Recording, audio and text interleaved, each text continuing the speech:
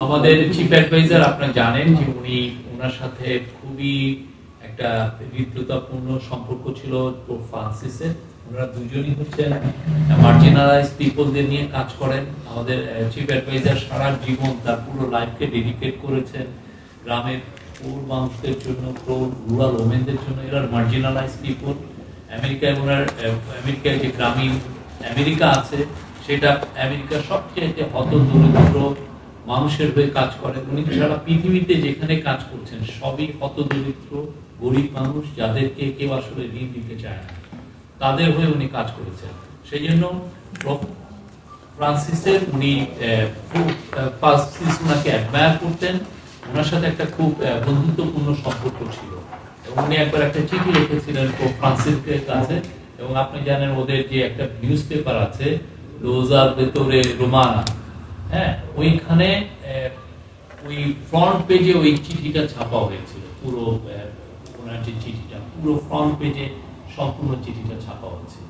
তো এখন ওনার মৃত্যুতে উনি সাথে সাথে উনি শোকবাণী পাঠিয়েছিলেন এবং আমাদের আপনি জানেন যে বাংলাদেশে আমরা 3 দিনের শোক ঘোষণা করেছি। ওই আলোকেই উনি কাতারে সফর করছিলেন এই যে পোপের অন্ত্যেষ্টিক্রিয়াতে অংশগ্রহণ করার জন্য কাতার থেকে আজকে সকালে রওনা দিয়েছেন। আজকে জাস্ট দুপুর 2:15 উনি রোম এয়ারপোর্টে আসেন। রোম এয়ারপোর্টে উনি সরাসরি চলে যান ভ্যাটিকান সিটিতে। ভ্যাটিকান সিটিতে সেন্ট পিটার্স ব্যাসিলিকায় পোপের যে কফিন রাখা হয়েছে ওইখানে সামনে দাঁড়িয়ে উনি তার প্রতি ট্রিবিউট হোমেজ প্রদর্শন করেন, সম্মান প্রদর্শন করেন। ওই সময় অন্যান্য বাংলাদেশের যারা ডিগনিটারি আছেন, আমাদের অ্যাম্বাসেডর টু রোম রকিবুল হক সাহেব, আমাদের ভ্যাটিকানের যে অ্যাম্বাসেডর তারিক সাহেব, উনারা ছিলেন, দুজনেই ছিলেন।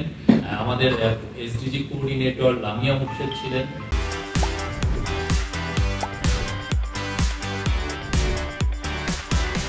আর ভ্যাটিকানের থেকে উনি যখন এয়ারপোর্টে আসেন, ভ্যাটিকানের থেকে যিনি রিসিভ করেছেন ওদের একটা স্টেট সেক্রেটারি অফ স্টেট, মানে এটা হচ্ছে মিনিস্টার বলতে পারেন, এটা জুনিয়র মিনিস্টার বলতে পারেন। উনি তাকে রোম এয়ারপোর্টে ওখানে রিসিভ করেন। তারপর উনি যখন এখানে আসেন এই ভ্যাটিকানে, সেখানে ওনাকে রিসিভ করা হয়। উনি ওইখানে ছিলেন 15-20 মিনিটের মতো। ওইখানে উনি ওনার ট্রিবিউট করে উনি তারপরে এসে পড়েন এই সেন্ট্রাল রোমের এই হোটেলে। আজকে ওনার কি কয়েকটা ব্যস্ততম দিন যাবে, উনি আরো আমরা আশা করছি কিছু ফরেন ডিগনিটারির সাথে ওনার কথাবার্তা হবে। এবং আগামীকাল সকালে আপনারা জানেন তো যে ওনার ফিউনারাল যেটা হচ্ছে সেখানে উনি জয়েন করবেন। পুরো পৃথিবীর থেকে 132টা দেশের লিডাররা আসছেন, প্রফেসর ইউনুসও থাকবেন। এবং আপনারা জানেন যে ইতালির এক পত্রিকায় কারা কারা আসছেন তার মধ্যে সবার তো ছবি দেওয়া যায় না। দেখা যাচ্ছে ট্রাম্পের এবং আমাদের চিফ অ্যাডভাইজার প্রফেসর ইউনুসের ছবিটা এসছে। কালকে উনি এই পুরো সার্ভিসে জয়েন করবেন এবং কালকে সার্ভিসে উনি পুরো সময়টাই ওখানে থাকবেন। থাকার পরে উনি আসার পরে আমাদের আরো কিছু মিটিং এঙ্গেজমেন্ট আছে, সেটা আমরা আমাদের এম্বাসির তরফ থেকে আপনাদেরকে জানানো হবে। এই পোপ ফ্রান্সিস আমাদের দেশে ভিজিট করেছিলেন 2017 সালে।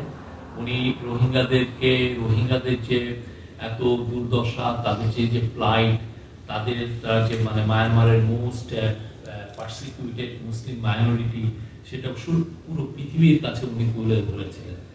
পোপ ফ্রান্সিস পুরো পৃথিবীর সমস্ত মানুষের কাছেই উনি একজন বলবো যে খুব বড় একজন ধর্মীয় নেতা। সবাই তাকে রেসপেক্ট করেন।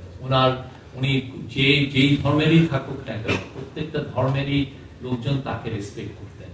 আর প্রফেসর ইউনুসের সাথে তার যে সখ্যতা, আমরা যেটা জেনেছি যে উনি অনেকবার তার সাথে দেখা হয়েছে, অনেক বিষয়ে ওনারা একসাথে কাজ করেছেন।